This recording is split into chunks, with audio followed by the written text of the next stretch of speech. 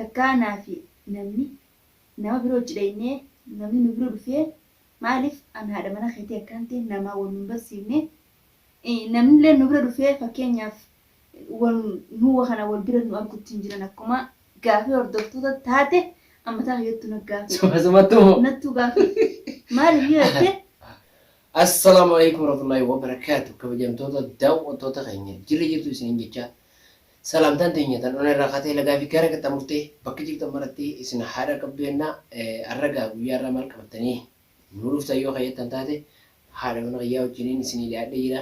Mee isin salamtaa isin gaafattee gama dhimma haasa'u deemuutti dabarra. Assalamu alaikum warahmatullahi wabarakatuh. Kabajamtoota fi hordoftoota keenya jirra jirtu isin jecha bakka jirtan maratti nagayaan keenya laga gara qaxxamuree bakka jirtan maratti isin biraa buusin. Akkasigaa guyyaa irraa maal qabattanii dhuftan jechuun keessan hin oolamu. Warreen haalli itti walitti hin dhufne waan inni irraas dabrees ni beektan. Haala kamitti haadha mana keetiitii walitti dhuftan jettanii warreen gaafii isinitti ni jira. Warreen viidiyoo teenya hordofaa hin jirreef jechuudha. Warreen duraan viidiyoo teenya jalqabarraa kaasanii hanga ammatti hordofaa jiran ni beekanii akkaataan irraas dabree fi hanga bakka tana gahutti hubachuu danda'an maalirra akkas keenyee maalirra akka daraartuunis wal dhiifne likki beekan jechuun warreen wajjin viidiyoo teenya hordofaa turan warreen nu faana deemu jiran jechuudha. Kanaaf leelloo Kamalii maqaan isiitis haadha mana kiyya leelloo Kamal jedhamti. Kanaafuu akkamitti daraartuudhaan wal dhiiftan warri jettan nama haari'a nama ammoo nu hordofaa hin jirre kan ammoo ammuma nu arge yookiin ammoo chaanaala keenya ammuma qunname jechuudha. Kanaaf gaafii fe'atanii gaafachuu ni dandeessan. Daraartuudhaan maalirra wal dhiiftan warri jettanii warri nu hubatin jechuu gaafii fe'atan nu gaafachuu ni dandeessan. Gaafuma barbaadanuu irraa jala barreessuu ni dandeessan. Gaafii fe'atan ni gaafattan.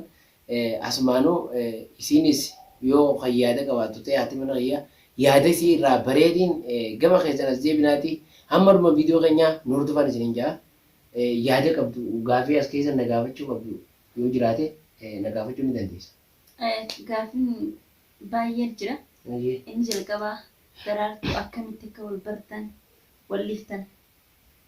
Akkatti wal barree wal dhiifne. Takka inni lammaffaadha. Naati eega walitti dhufne ji'a lakkaa'u jira guyyaa miti beektaa? Karaa waggaa deemu jira. Maaliif jechuun? Ji'a shan fennee dhugaa. Ji'a shanan kana boodaanis hangi waggaatti dabru ni xiqqaata. Beekamaa. Saniifuu naafi ati qoftiin wal argu jira. Takkaa naafi namni nama biroo jedhanii namni nu biroo dhufee maaliif an haadha mana keetii akkan ta'e namaa wal nu barsiifne namni illee nu bira dhufee fakkeenyaaf nu kana wal bira nu argutti hin jiran akkuma gaafii hordoftoota taate ammataa hayyattu na gaafii. Nattu gaafii maaliif yoo ta'e namni tokko jaartii jechuun tantee qofaa miti. Dhugaadha jaartiin ta gosaati, ta ollaati, ta hiriyaati, ta waa hundaati. Ta waa hundaati akkaan beekutti. Fakkeenyaaf an bikka dalagaatiin jira. Jireenyi gitanaa namni jirtu akkuma beekutti jaarsaa jaartiidhaan namni deemee dalaga. Akkasii anis deemeetiin dalagu jira. Garuu iccitii tana daraartuun akka wal jaalatanii wal dhiiftan beekan jiran. Maaliif akkuma naaf jaalala jalqabaati jee sibiila jaalala jalqabaati jeetiin amanee ture. Qabamtee yeemboo haati fitadha. Akkasii guyyaa dura siif bitachaa si wal arginu akkaan dalagaa irraa bu'ee wal arginu. Beekaman. Isin dura nama beekun ture. Laakiin nakki jibdanii garuu sobni sun ni tura malee ni ba'a. Iccitiin turti malee bahaddee jirti. Laakiin an takkaa namatti illee dubbannee gaafii sana barbaadde illee dubbannee hin beeku. Beektaa? Obseetumaan mee yeroo inni dhuftii salaata yeruma geessa salaatan jeeti. Si jedhee deengatti immoo waa hedduun dhagee waa hedduun irraa bare irraa hubadhe. Viidiyoo laalte? Viidiyoo laalu miti namnummaan dhufe kunuu irra guddaan na ajaa'ibu ture. Si oduun ta'in na ajaa'ibu turan. Maaliif Abdallaa halkanii guyyaa hojii viidiyoo dalagde quban qabu. Anis argeen beeku. Leenaa fi Abdallaa jechuun viidiyoo irratti arge. Sanuu eegan si bira dhufeen chaanaala isaanii arguudhaan arge malee achi bira chaanaala kana fayyadamee laaluun turre. Siire laakiin an ararraa qabdee waa'ee daraartuu citiitti dhiifte. Takka jettee lafa keessee achi booda daraartuun obboleettitiyyaa ati obboleettii hojii dhalattee qabda. Laakiin daraartuu walitti aarte namni wal jaalatee wal dhiisu miti. Wal fuudheetis wal dhiisu ni jirti. Ni jira ammoo kam? Ni jira beekaadha.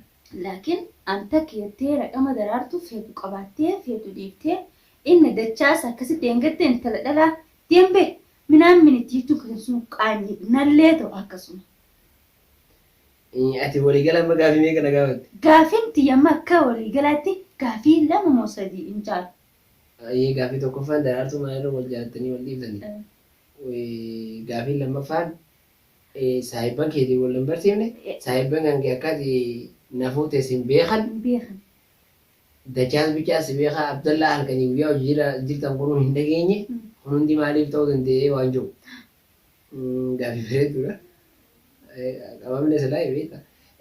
Daraartuu wanni itti wal jaalannee wal dhiifne maaliif wal jaalattan gaafiin jaamu silaa hin jiru beekee akkamiin wal jaalatanii kan wal dhiisuu dandeessan. Beekama namni akka itti wal jaalate hin beeku eeguma jaalala seenee ifa arga malee niin jaaladha jee jalqaba namatti seenu jiru. Akkaataa duratti wal jaalanne silaa osoo na gaafatte waan himamtee dhumtuufi karaa dheeraadhaan fudhatti viidiyoon alatti haasoo ni dandeenya. Immoo maalirra wal jaalattanii maalirra wal dhiisuu dandeessan yookiin kaan immoo akkamitti addaan baatan gaafii jettu na fakkaate akka itti addaan baane wal jaalanne wal fuudhannes qophoofne manaas tottolfadhee waa hunda egaa waa hunda tottolfadhee wal fuudhne jenne rudiyaan tokko dhufee asiin anaa akka isaa daa'ima warra ollaa kana taphachiisu jiru na waraabe. Ani argummoo waan qaban ijoolleen wajjin taphadhaan hin taphachiisaami. Kana viidiyoo na waraabe. Na waraabeef kanaaf illee hin ta'u. Obbo kana daraartuudhaan maal jee wayin sitti majeetiin baraga siyaame jeen maali ittiin. Mucaan ati heerumuudhaa deemtu kun ijoollee 2 qabaa jeen gaafa inni maraatee gaara gale sanuu jaartii biyya jirti. Waan ergi ijoollee waan maallaqa ergi jedhanii wal lolanii gaara gale malee jaalti gaaratti hin galchine. Ati maraatee gaara gale? Fakkeenyaaf inni akka jee itti himatti amma. Yaani fakkeenyaaf gaafii gaadhoofsi. Hasan kaameraa dubbatti haasoo hin areefuun siin jeessan. Viidiyoo dura haasoo hin dandeenye yeroo fudhatte. Kaameraa dubbannee haasoo. Saniifuu gaara gale jaalalti hin qabne jaartii sanii wal lolanii jeen. Kanatti isiin dhugaadha jettee ijoollee qabu hin fuune naan hin jenne. Hin fuune naan hin jenne jettee isaan wal jaalachuudhaaf kutan.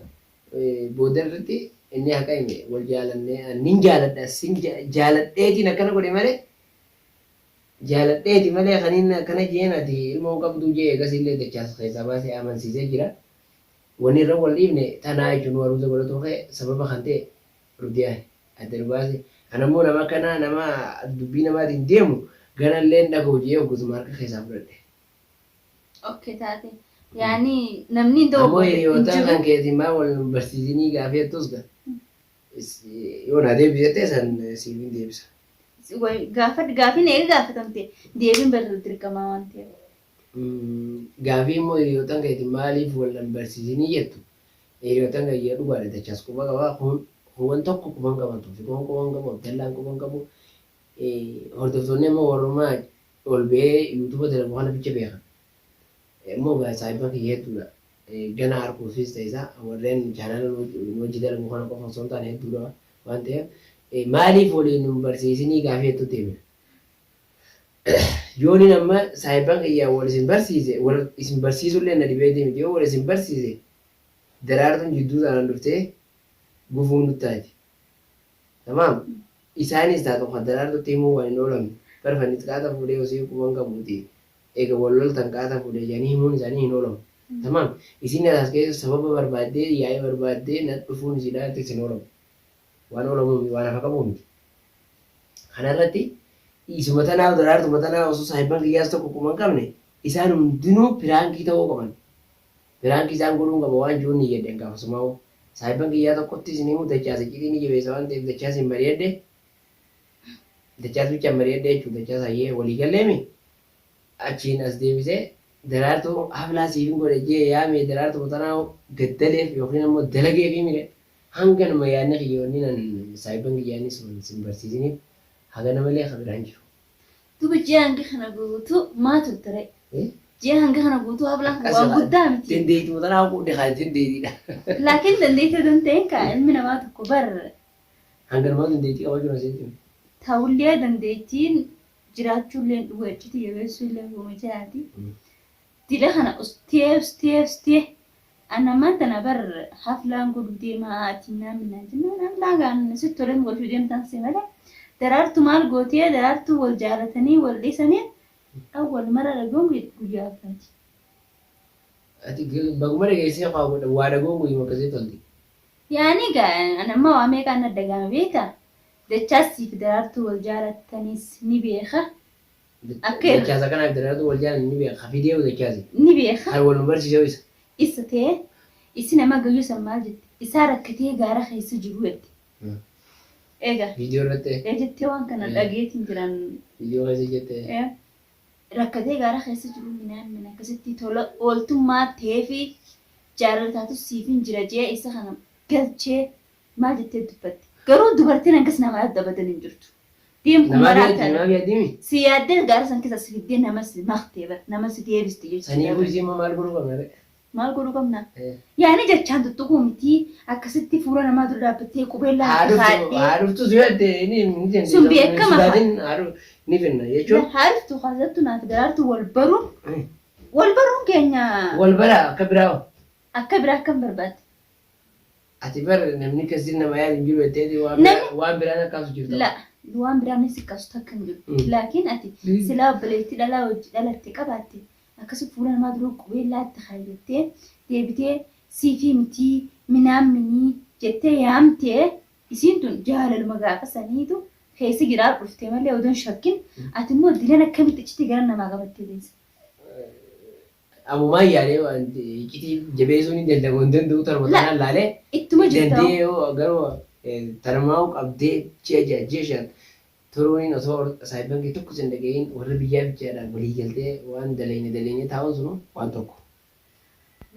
Anamma akka hiyyatti silaana taates akkasuma jaalaltii akkasatti numa dhufti muka alaadhaa nama qabdii ijaanii dubbatanii wal jaalattanii silaa eega wal jaalattan walii geenya daroo teenyaanis jetteenii dhiiftee lammaffaa yaamtee dhuga isiin sobamte dhalaan guyyaan san gurbaan fiidiyoo agarsiisee. Sobamtee ame lammaffaa yaamtee isin soba sanuu gadda keessa jirtee ati yaamnaan haflaan sii godhu deemannaa si deebitee ame deebitee akkasa fuula namaa dura salphisuun qaanii dharee ilma dhiiraa irraa hin toltu wallaahi. Waan isin na goote san qarshii meeqaan baaseera ruuzaaf jee. Qarshii baaste san. Mana kana wanni afata duraan lafa jiru gayyaaseetiin afata haaraa itti fayyada. Istaara ni jijjiirti. TV shaashaa illee ni bite. Tamaam. Waa meeqa yaati. Ta'ullee garuu silaa barbaaftee mi? Maalini biyya ergee gandaa walii dhagaa jeessu wayii waan laafe. Haa kana hundaa'u sababa isiiti. Saniifaan ammoo waa'ee isin. Sababa isii odoon ta'e. Waa'ee isin isinatti hin kaasini waa'ee waa'ee isinatti hin kaasin jechuun hin ta'u. Amma viidiyoo kana asmara taadhaa batu salaam alaikum.